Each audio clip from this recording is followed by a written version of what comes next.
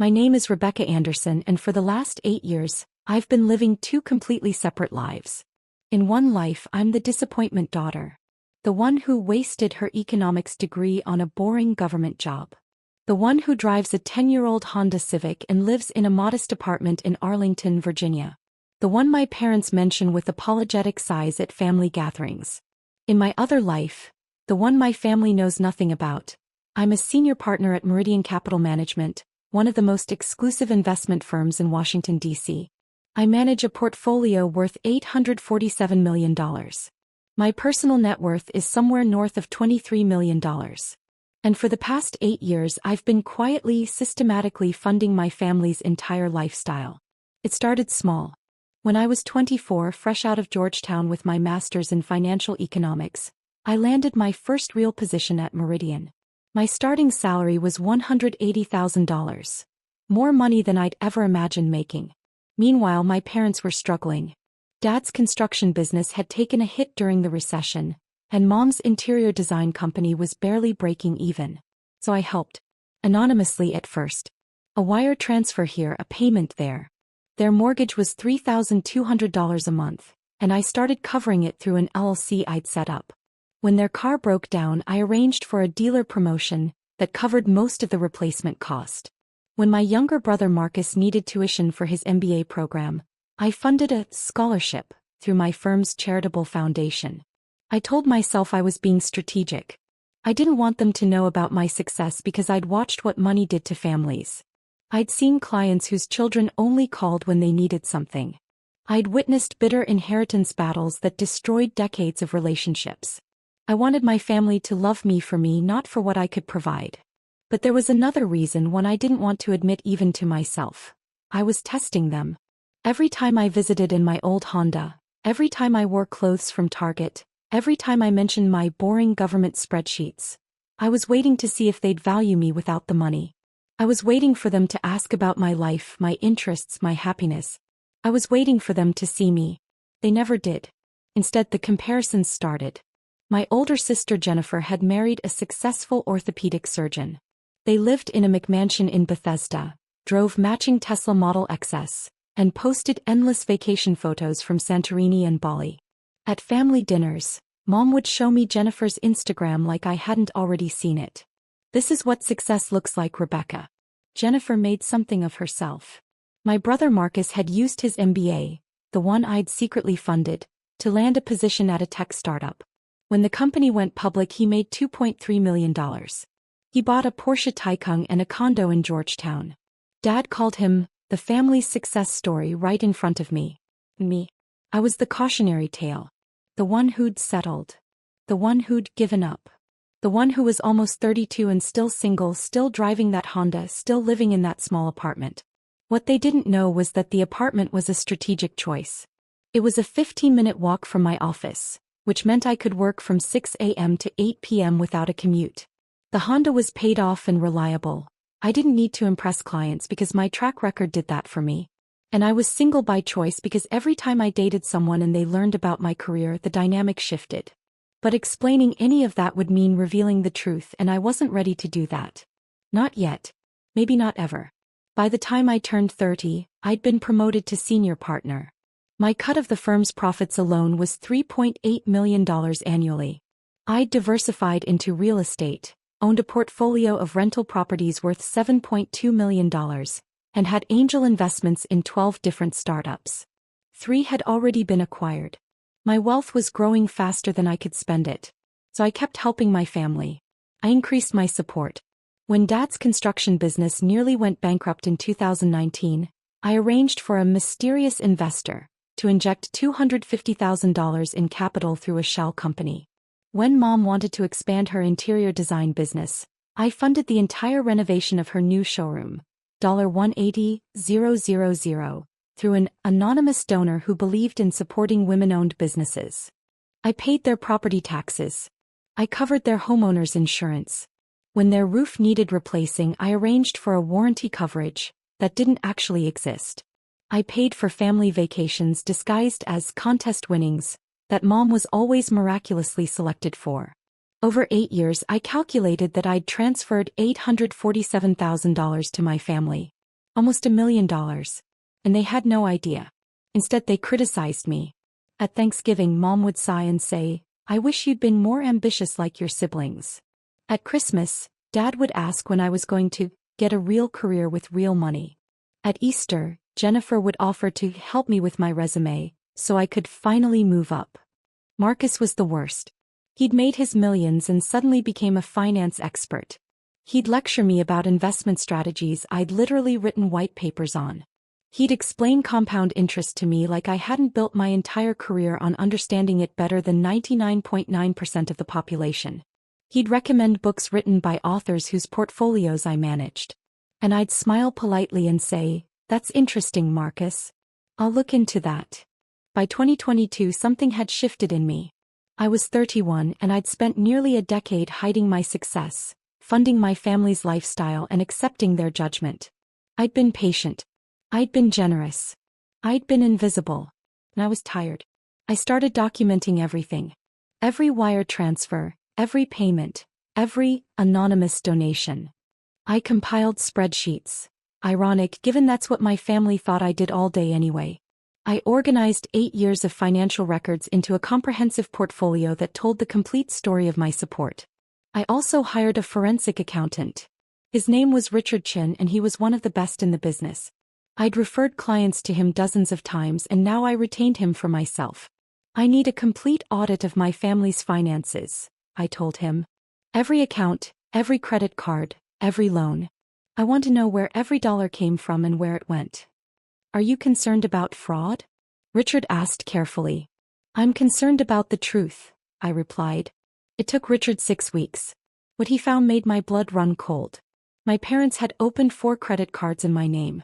My name, my social security number, my forged signature. Total balance, $127,000. They'd been making minimum payments using money I was sending them, creating a perfect circle of theft. Marcus had taken out a $142,000 business loan in my name, using my credit score, which was perfect 847, to secure favorable terms. The business had failed and the loan was in default. Collection agencies were calling a number I didn't recognize, which I later learned was a phone my parents had set up in my name. Jennifer had listed me as a co-signer on her mortgage without my knowledge. Somehow she'd managed to forge documents that put me on the hook for her $780,000 home loan. She defaulted, my assets were at risk. In total, my family had stolen my identity to fraudulently obtain $1,049,000 in credit and loans. They'd destroyed my credit in the background while I maintained what I thought was a perfect score. They'd put my assets, my career, and my future at risk. And they'd done it all while calling me a disappointment. Richard looked at me across his desk, his expression grim. "Rebecca, this is criminal fraud. Identity theft, forgery, loan fraud. This is federal offense territory. You could press charges." "Not yet," I said quietly. "I need to think." I spent that entire weekend in my apartment staring at Richard's report. Part of me wanted to believe there was an explanation, some misunderstanding. Maybe they'd meant to ask me and forgot. Maybe they thought I'd agreed to something I hadn't. But I knew better. The forged signatures were too consistent. The secrecy too deliberate. They'd known exactly what they were doing. On Monday morning I did 3 things. First, I contacted the credit bureaus and froze my credit. I filed fraud reports for every account I hadn't opened. I initiated disputes that would take months to resolve but would eventually clear my name.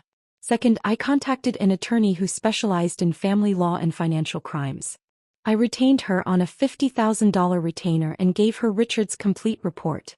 "I want options," I told her. "All of them." Third, I set up a trust. I transferred $15 million of my assets into an irrevocable trust that my family could never touch no matter what happened. I protected myself. And then I waited. The explosion came 3 months later, in March 2023, at Jennifer's daughter's birthday party. It was one of those over-the-top events that Instagram influencers throw. A winter wonderland theme in Jennifer's backyard, complete with fake snow, ice sculptures, and a white pony for the kids to ride. The party cost at least $40,000. I knew because I understood event planning costs and every detail screamed expense. I arrived in my Honda wearing a sweater from J. Crew Factory. Jennifer greeted me at the door with a hug that felt performative, the kind you give when other guests are watching. Rebecca. I'm so glad you could make it. Oh, you drove yourself? I thought maybe you'd Uber since parking is tight, but I guess that's not in your budget, right? I smiled. The Honda fits fine. The party was full of Jennifer's friends, all of them in that upper-middle-class bubble where success is measured by visible consumption. The women compared their Cartier love bracelets. The men discussed their golf club memberships. The children wore designer clothes that cost more than my entire outfit. I found my parents holding court near the dessert table. Mom was telling a story about Jennifer's recent kitchen renovation. $95,000, all Viking and Sub-Zero appliances. Dad was laughing, his face flushed with pride. When Mom saw me, her expression shifted slightly. Not quite disappointment, but something close. The look you give someone you're vaguely embarrassed to be related to. Rebecca, honey, you look comfortable. Thanks, Mom. Jennifer was just telling us about her promotion. She's now the head of nursing at Johns Hopkins. Isn't that wonderful? That's great, Jen. Marcus arrived late, pulling up in his Porsche with a roar that turned heads. He bounded over to our group, all energy and confidence. Sorry I'm late. Client meeting ran long. You know how it is when you're closing a major deal. He didn't know how it was. I closed deals worth more than his annual salary every single week. But I nodded politely. The afternoon progressed. I watched my family in their element, surrounded by the wealth and success they'd built. Much of it unknowingly on the foundation I'd provided. I watched them network, name-drop, and perform their prosperity. And I felt nothing. That evening, I was helping clean up in the kitchen when I overheard my parents talking in the dining room. They didn't know I was there. I worry about Rebecca, Mom said. She's 31 now, and she hasn't achieved anything. No husband, no house, no career prospects. She made her choices, Dad replied.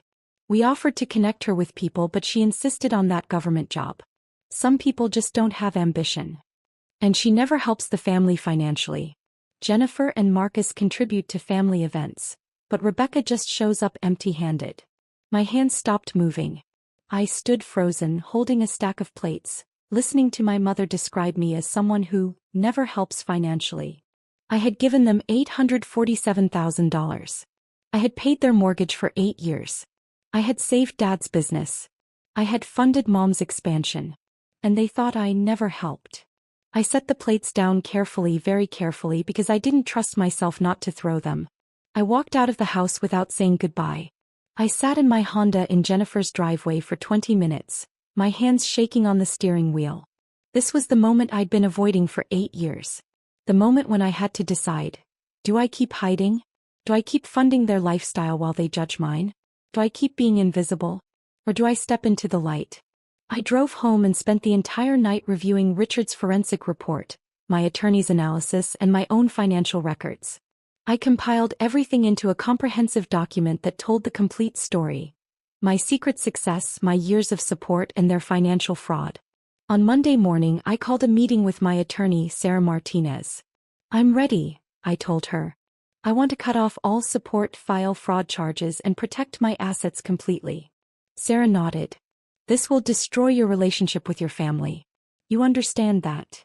They destroyed it first. I'm just making it official. We spent the next 2 weeks preparing. Sarah filed fraud reports with federal authorities. We documented everything for potential criminal prosecution. Though I told Sarah I wanted that as leverage, not my first choice. I wanted the option to press charges, but I wanted them to face consequences through other means first. I contacted my bank and set up a meeting with my relationship manager. I need to cancel all automatic transfers to these accounts, I said, handing her a list. Effective immediately. These have been running for 8 years, Ms. Anderson? Yes. They're ending now. May I ask why? Just for our records. They're no longer needed, I said simply. I also contacted my LLC administrator and dissolved the shell companies I'd used to fund my parents' business and Mom's showroom. I withdrew from every trust, every anonymous donation, every scholarship fund. Finally, I did the hardest thing. I withdrew the $847,000 trust I'd established for my parents' retirement. They didn't know about it. It was my backup plan, my safety net for them when they got older. I'd been planning to surprise them with it someday. Now I moved every dollar into my own protected accounts. By the end of the second week, I dismantled 8 years of financial support in 14 days. Every payment, every donation, every safety net, gone. And then I waited for them to notice. It took 72 hours. On Thursday evening, I was at my apartment reviewing briefing documents for a Friday meeting when my phone rang. Mom's name lit up the screen. I let it ring twice before answering. Hello. Rebecca. Mom's voice was shrill, panicked. What did you do? What did you do to us? I leaned back in my chair, my voice calm. I'm not sure what you mean. The mortgage payment bounced. The bank called saying our automatic payment was declined. And Dad's business account. The investor withdrew everything. Rebecca, what is happening? I'm still not following, Mom. Don't play dumb. The bank said the payments were coming from some LLC and now they've stopped. Do you know anything about this? I paused for a long moment. Actually, yes. I know everything about it.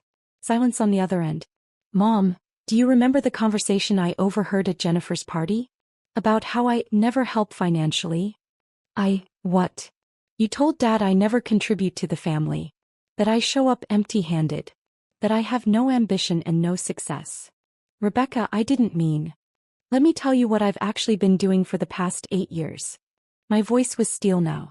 I've paid your mortgage. Every single month.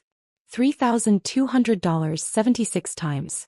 That's $307,200. I've paid your property taxes. Your homeowner's insurance. Your utility bills. I've covered car repairs, medical copays, and vacation packages you thought you won. I heard her breathing, rapid and shallow. When Dad's business nearly went bankrupt, I invested $250,000 to save it. When you wanted to expand your showroom, I paid the entire $180,000 cost.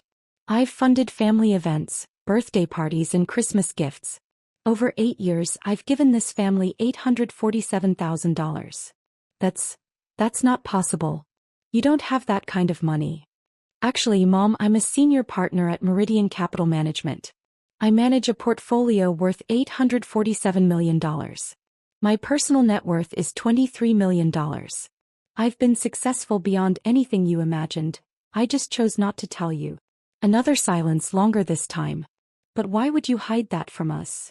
Because I wanted to know if you'd value me without it. And I got my answer at Jennifer's party. You don't value me. You're embarrassed by me. You think I'm a disappointment. Rebecca, no. Also, Mom, I hired a forensic accountant. Should I tell you what he found? I heard her breath catch. 4 credit cards in my name that I didn't open. Balance. $127,000. A business loan Marcus took out using my identity. $142,000. And Jennifer's mortgage, which lists me as a co-signer on forged documents. $780,000. In total, my family committed $1,049,000 in identity fraud against me. We were going to tell you. You committed federal crimes. Identity theft, loan fraud, forgery. I have documentation of everything. My attorney has already filed initial fraud reports. Would you like to know what the penalties are for identity theft? Rebecca, please. We're family. Family. I laughed and it sounded bitter even to me. Family doesn't steal. Family doesn't forge signatures. Family doesn't commit fraud and then call the victim a disappointment. What do you want? I don't want anything, Mom. I've already taken everything back. Every payment is canceled. Every trust is dissolved. Every anonymous donation has ended. You're on your own now. You can't do this to us. The mortgage is due in 2 weeks. Then I suggest you pay it. You're both employed. You have income. Figure it out the way everyone else does. But we can't afford. You could afford it before I started helping. You can afford it again now. Rebecca, please. Let's talk about this. Come to dinner this weekend and we'll... No. What? I said no, Mom. I'm done. Done hiding, done helping, and done being your disappointment daughter while secretly funding your lifestyle. Your father needs to talk to you. Put him on. There was fumbling, muffled conversation. Then Dad's voice, tight with anger. Rebecca, your mother is very upset. I don't know what you think you're doing, but this is unacceptable. What's unacceptable, Dad, is that you committed identity theft. What's unacceptable is that you called me unambitious while I was paying your bills. What's unacceptable is that you let me be the family scapegoat when I was the one holding everything together. We didn't ask for your help. You didn't ask, you just took. Literally. You opened credit cards in my name. You forged my signature. You stole my identity and destroyed my credit while I was actively giving you hundreds of thousands of dollars. We had no choice. We were drowning. You had choices, Dad. You could have asked me for help. You could have valued me instead of judging me. You could have treated me like a daughter instead of a disappointment. This is emotional manipulation. No, Dad. This is consequences. You committed crimes and I'm protecting myself. I've already moved all my assets into protected trusts. I've filed fraud reports. And I've retained an attorney who specializes in financial crimes. If I choose to press charges, you're looking at federal prison time. You wouldn't do that to your own family. Try me. My voice was ice. You have two options. Option 1. You confess to the fraud, work with credit bureaus to clear my name, and accept full responsibility for the debts you created. You do this quietly and completely.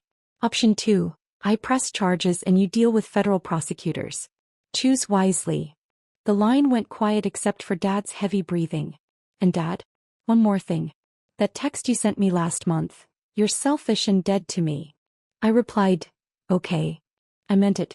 Unless you make this right, we're done. All of us. I hung up. My hands were shaking, but this time it was from relief, not anger.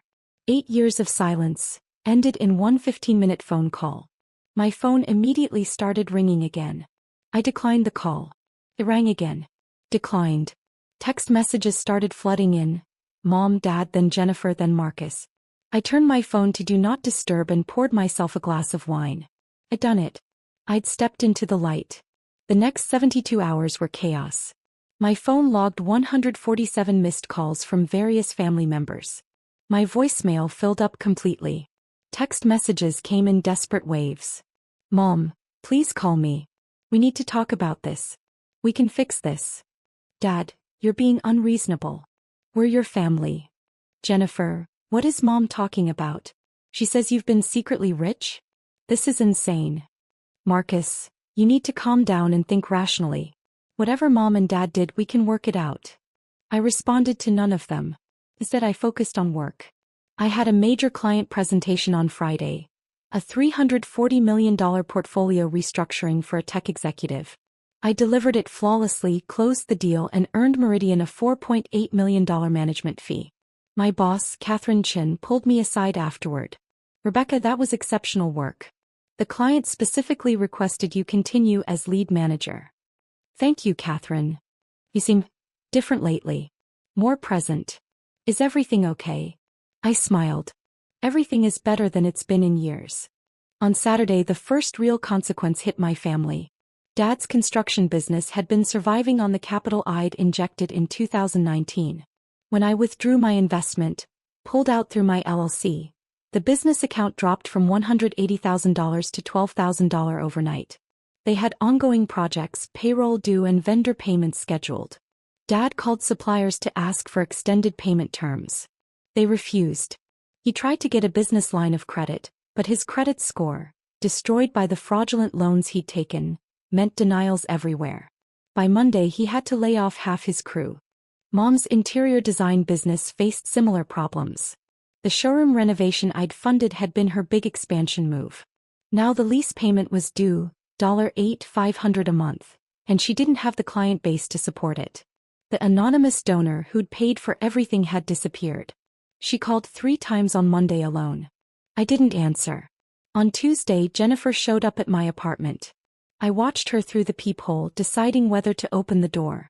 She was wearing Lululemon and holding a Starbucks cup, her face tight with stress. I opened the door. We need to talk, Jennifer said, pushing past me into the apartment. Hello to you too, Jen. She spun around and I saw she'd been crying. Is it true?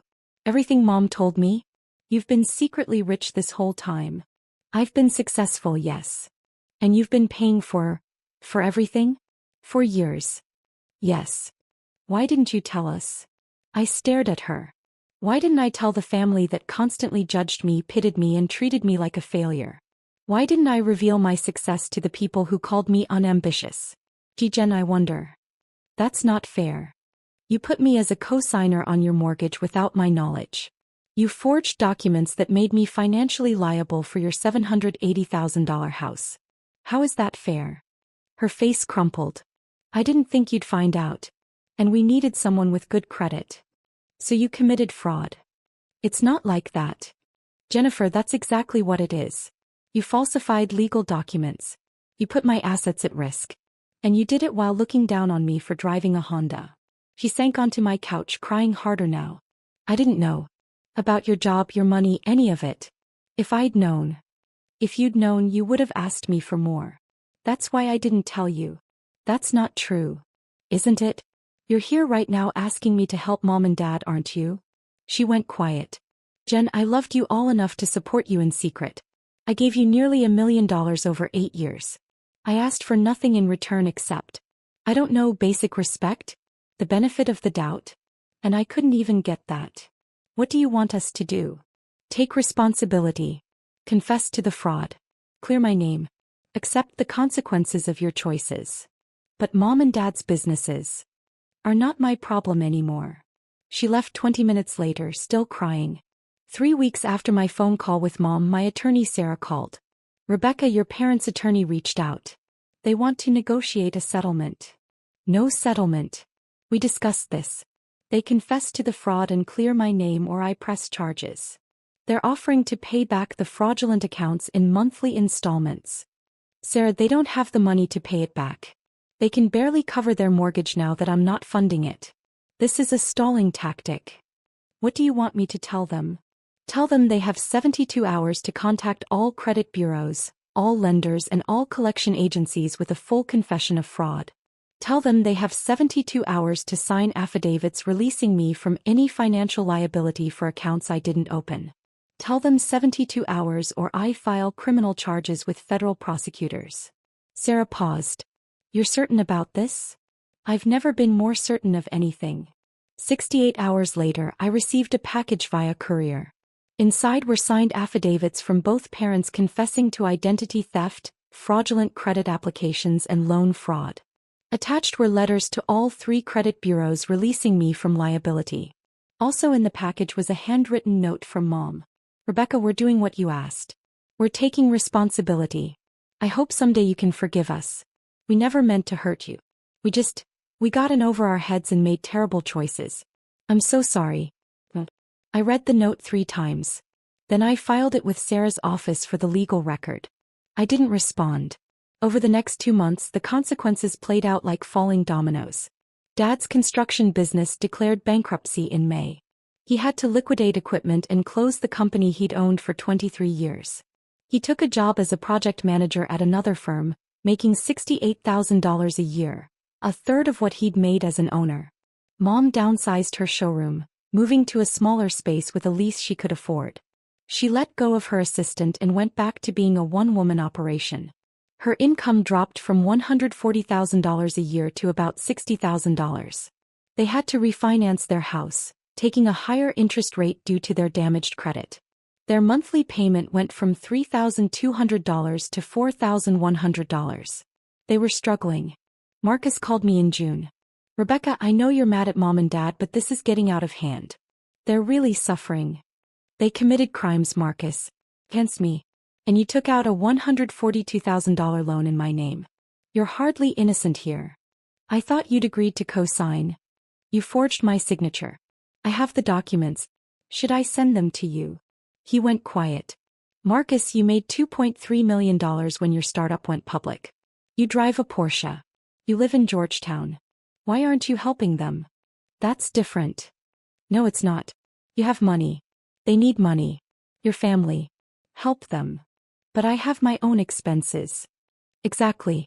So did I. But I helped anyway for 8 years while you all judged me. Now it's your turn. I hung up. In July, Jennifer's marriage hit the rocks. Apparently, the financial stress of their lifestyle, the mortgage I was no longer secretly helping with, the credit card debt they'd accumulated, had created friction. They separated. By August, she'd filed for divorce. She left me a voicemail. I hope you're happy. My life is falling apart and you don't even care. Some sister you are. I didn't respond to that either. It's been 6 months since I cut off my family. My life has changed completely. I'm no longer hiding. I drove my Honda to the dealership and traded it in for a Tesla Model S, Arctic blue, fully loaded. I moved from my modest Arlington apartment to a penthouse in the wharf with Potomac River views.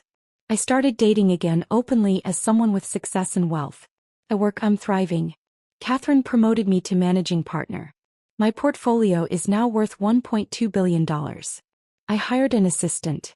I joined the board of directors for 2 nonprofits focused on financial literacy and women in finance. I'm living openly as myself for the first time in 8 years. My family has tried to reconnect. Mom sends birthday cards. Dad texts occasionally with neutral updates about the weather or sports. Jennifer sent a long email in September apologizing for everything and asking if we could start over. I haven't responded to any of it. Not because I'm cruel, but because I'm protecting the version of myself I finally found.